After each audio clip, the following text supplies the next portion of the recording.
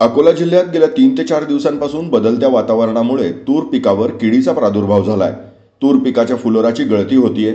शेतकऱ्यांनी विविध औषधांची फवारणी केली तरीही कीड मरत नसल्यामुळे शेतकऱ्यांचं मोठं नुकसान होणार आहे। त्यामुळे शेतकरी हवालदिल झालाय।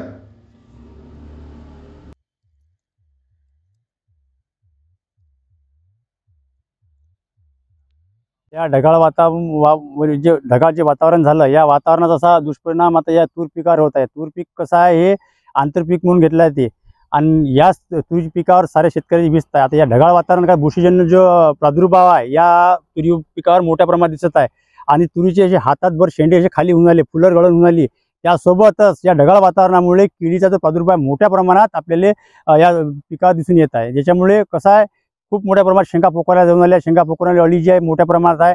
कितीही फवारे मारले तरी ही अळी या वातावरणामुळे काही मराचं नाव घेत नाही आहे। याच्यामुळे मोठं नुकसान होणार आहे।